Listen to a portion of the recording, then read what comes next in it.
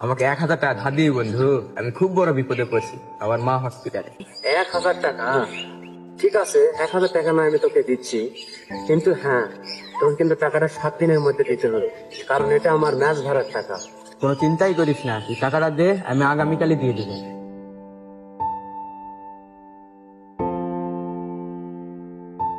ওটা সুবান না? কি আমার টাকাটা দেয়নি? যাই ওর কাছ থেকে খোঁজটা নিয়ে আসি। কিরে, 1 মাস হয়ে গেল, তুই তোমার টাকা ফেরত দিলি না রে বন্ধু?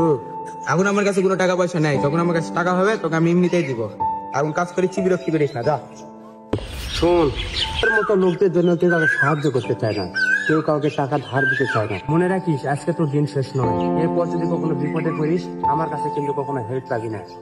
সরি বন্ধু, আমার কাছে টাকাটা ছিল বুঝছিস, কিন্তু আমি তোকে ইচ্ছা করে দিই। এই নে। আসলে আমারই ভুল ছিল, তোমার মতো তোকে টাকাটা দিয়ে দেওয়া উচিত ছিল। সবসময় মনে রাখবি, যদি কখনো কারো কাছে টাকা ধার করিস, সে আসার আগেই তাকে টাকাটা পরিশোধ করে দিবে। সে হয়তো তার কঠিন সময়ের জন্য জমে রাখা টাকাটা তোকে দিয়ে দিচ্ছে।